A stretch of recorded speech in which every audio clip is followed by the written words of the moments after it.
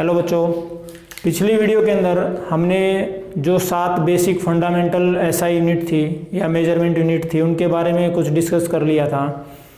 अब कुछ बेसिक सी term use होंगे और उन्हीं टर्म्स के बारे में कुछ डिस्कस करेंगे। सबसे पहला आपका मास एंड वेट। मास क्या होता है? किसी भी सब्सटेंस के अंदर उसकी कितनी क्वांटिटी प्रेजेंट है वो कहलाता है उसका mass. The amount of quantity present in a given substance या present in a given matter. किसी भी मटेरियल के अंदर, किसी भी पदार्थ के अंदर उसकी कितनी मात्रा मौजूद है वो कहलाएगी आपकी मास।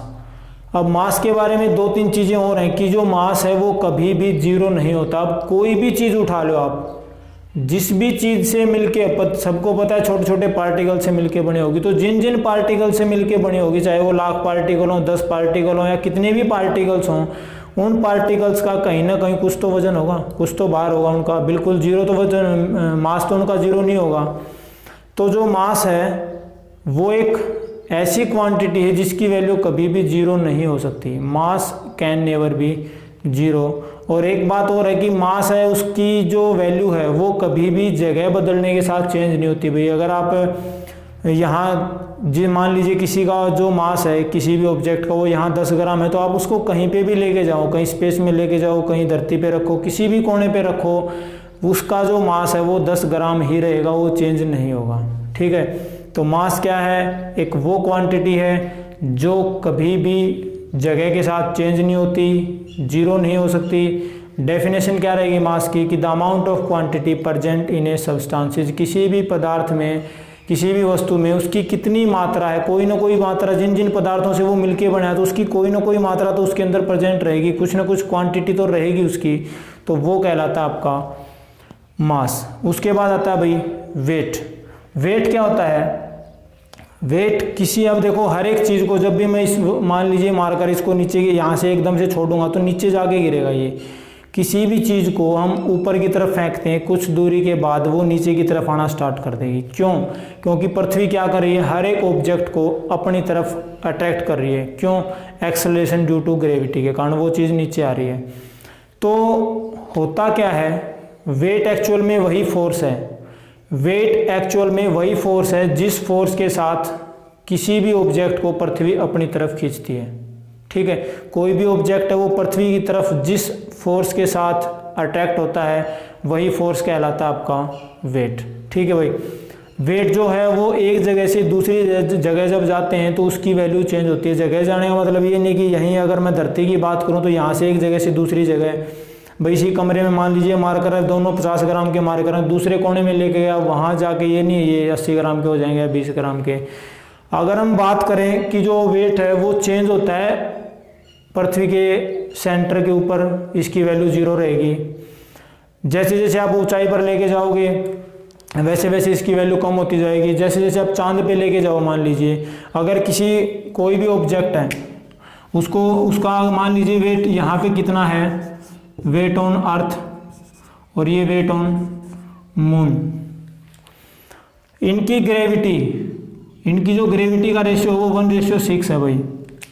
पृथ्वी और चंद्रमा की जो ग्रेविटी है उनका जो रेशियो है वो 1:6 है। तो यहाँ पे अगर कोई भी चीज़ उसका वेट बहुत ज़्यादा है तो चंद्रमा पे जाके बहुत कम हो जाएगा उसका भाई। ठीक है, अपने से 6 गुना कम ग्रेविटी है वहाँ पे। यानी कि चंद्रमा की तुलना अगर पृथ्वी के साथ करें तो पृथ्वी के ऊपर चंद्रमा की 6 गुना ज़्यादा ग्रेविटी है।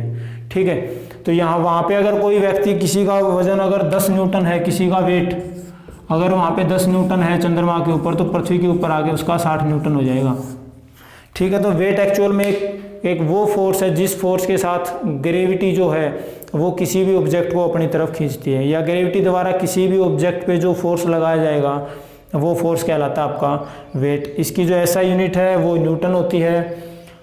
मास की ऐसा यूनिट मैं आपको बताना भूल गया था, इसको किलोग्राम में नापते हैं भाई। अगर स्मॉल यूनिट की बात करें तो वहाँ होता है आपका ग्राम के अंदर, यानी 1 किलोग्राम किसके बराबर होगा? 1000 ग्राम के बराबर। इसकी वैल्यू जीरो हो सकती है क्योंकि पृथ्वी के सेंटर के ऊपर जब पहुँचेंगे तो अर्थ के सेंटर के ऊपर जो वेट है वो आपका जीरो हो जाएगा, क्योंकि वहाँ पे ग्रेविटी जीरो हो जाएगी, और ग्रेविटी अगर जीरो होगी तो फोर्स तो लगेगा नहीं उसके ऊपर, तो वो वहाँ पे वेट की वैल्यू क्या हो जाएगी, 0। जगह चेंज करेंगे, बता दिया आपको, एक्सिस के ऊपर यानी पोल्स के ऊपर लेके जाओगे तो वैल्यू कैसे वेरी करेगी, सेंटर के ऊपर कैसे, चंद्रमा के ऊपर कैसे।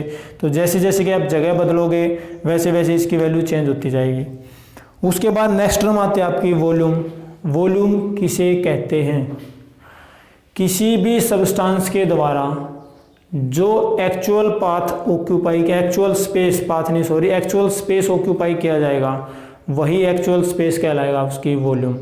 कि मान लीजिए इस कमरे के अंदर मैं अगर गुब्बारों से भर दूं इसको, तो जितने भी वो गुब्बारे हैं, 100 गुब्बारे डाल दिए मान लीजिए मैंने इसके अंदर, तो वो 100 गुब्बारे कितनी जगह घेरेंगे वही उनकी क्या हो जाएगी, वॉल्यूम। तो the actual space occupied by a substance वो कहलाएगी आपकी वॉल्यूम। वॉल्यूम की जो ऐसा यूनिट है वो होती है आपकी मीटर क्यूब के अंदर। कई जगह लीटर के अंदर भी नापते हैं, जो लिक्विड वगैरह होता है उसको लीटर में नापते हैं भाई, लेकिन ये जो लीटर है ये इसकी एसआई यूनिट नहीं है। एक कॉमन यूनिट ज़रूर बोल सकते हैं लेकिन एसआई यूनिट नहीं बोल सकते इसको।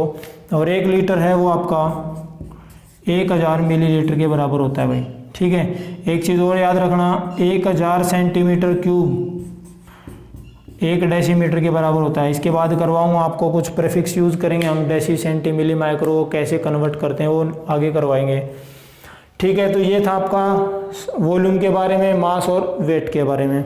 उसके बाद आता है आपका टेम्परेचर। देखो टेम्परेचर को मेज़र करने की 3 यूनिट है भाई।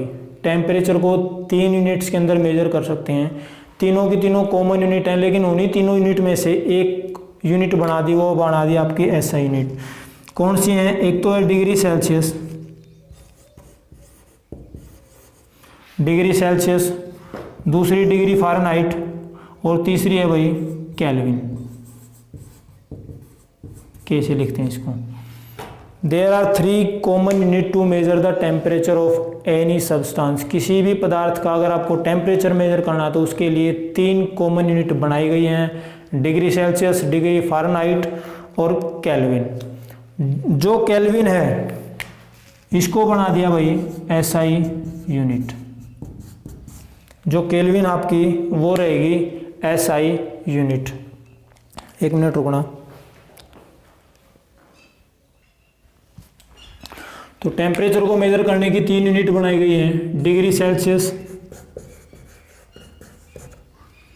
डिग्री फ़ारेनहाइट और एक केल्विन। इसको वो ये एसआई यूनिट है भाई। टेम्परेचर को मेजर करने की एसआई यूनिट है वो क्या है आपकी, केल्विन है। ये नहीं है कि इनके अंदर हम मेजर नहीं करते, मेजर करते भी हैं, लेकिन एसआई यूनिट ये रहेगी। होता क्या है, जो 0 डिग्री सेल्सियस वाला जो पैमाना है उसके अंदर टेम्परेचर वेरी करेगा 0 डिग्री से लेके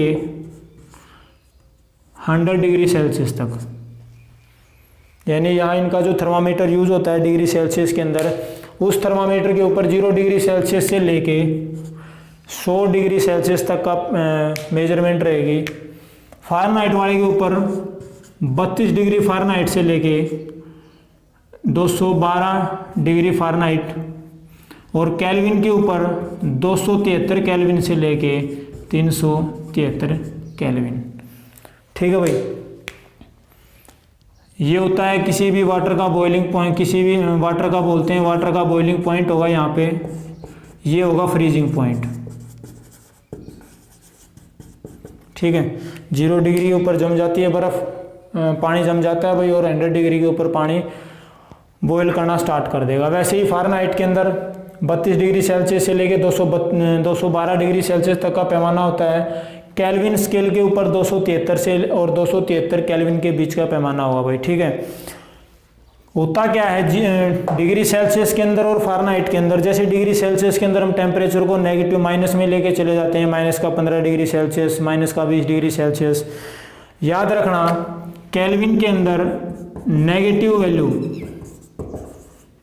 वैल्यू क्या होंगे भाई, इंक्लूड नहीं करेंगे, यानी टेम्परेचर होगा वो माइनस में इंक्लूड नहीं करते केल्विन स्केल के ऊपर, डिग्री सेल्सियस में कर लेते हैं भाई। ठीक है, अब मान लीजिए आपको टेम्परेचर डिग्री सेल्सियस में दिया है और आपको कन्वर्ट करना है डिग्री फ़ारेनहाइट के अंदर, तो उसको कन्वर्ट करने का तरीका क्या है कि डिग्री फ़ारेनहाइट में कन्वर्ट करने के लिए क्या करना पड़ेगा आपको,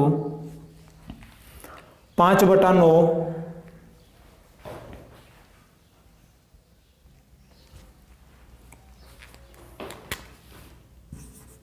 9/5 गुणा में डिग्री सेल्सियस और प्लस में 32।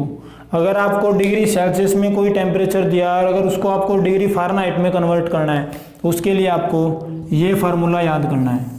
ठीक है, मान लीजिए आपको दिया 25 डिग्री सेल्सियस और उसको कन्वर्ट किस में करना है, डिग्री फ़ारेनहाइट के अंदर। तो क्या करोगे, 9/5 गुणा में डिग्री सेल्सियस कितना है 25 और प्लस में 32, 9×5 = 45 प्लस में 32 यानी 73 डिग्री फ़ारेनहाइट। ठीक है भाई, तो अगर आपको डिग्री सेल्सियस में कोई टेम्परेचर दिया हुआ है और उसको डिग्री फ़ारेनहाइट में कन्वर्ट करना है तो उसके लिए आप ये फार्मूला यूज़ करेंगे। अगर डिग्री सेल्सियस में दिया हुआ है और उसको कन्वर्ट करना है केल्विन के अंदर, तो केल्विन के अंदर क्या करोगे, जितने डिग्री सेल्सियस दिया हुआ है उसमें 273 ऐड कर देंगे भाई।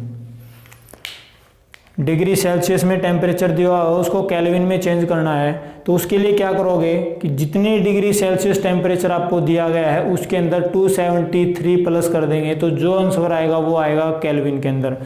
अगर यहाँ 25 डिग्री की बात करूँ, 25 डिग्री सेल्सियस है उसको उसमें कितना ऐड कर देंगे 273 यानी 298 केल्विन। 25 डिग्री सेल्सियस किसके बराबर हो जाएगा, 298 केल्विन के अंदर।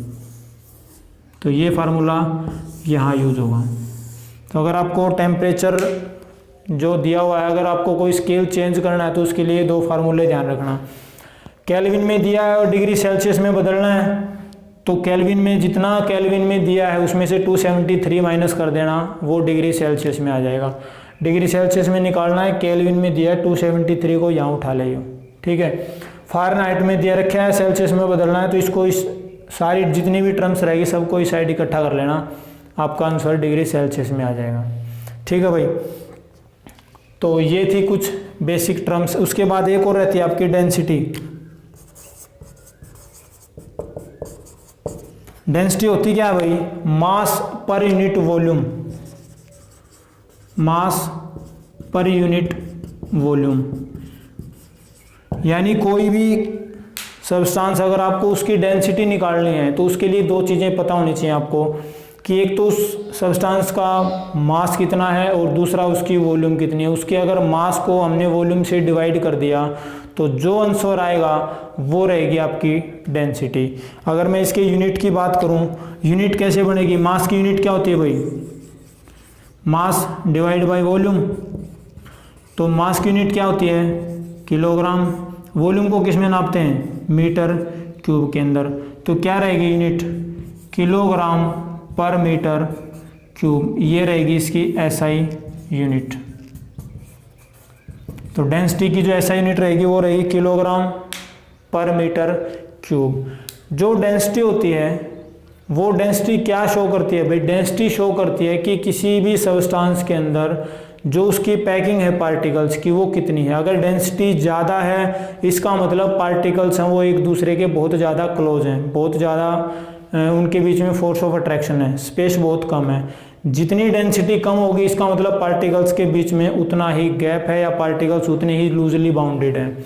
तो डेंसिटी क्या होगी, मास पर unit volume of a given substance is known as volume. Formula क्या रहेगा, मास डिवाइड बाय वॉल्यूम। ऐसा यूनिट क्या रहेगी, किलोग्राम पर मीटर क्यूब। और क्या शो करती है डेंसिटी, डेंसिटी किसी भी ऑब्जेक्ट के बारे में ये बताती है कि पार्टिकल्स कितने टाइटली बाउंडेड हैं या कितने लूजली बाउंडेड हैं। अगर डेंसिटी ज़्यादा है तो इसका मतलब पार्टिकल्स क्लोजली पैक्ड हैं, और अगर डेंसिटी अगर कम है तो पार्टिकल्स लूजली पैक्ड हैं। ठीक है, उसके बाद रहता है आपका अनसर्टेनिटी इन प्रिंसिपल, वो हम नेक्स्ट वीडियो के अंदर करेंगे। तब तक थैंक यू।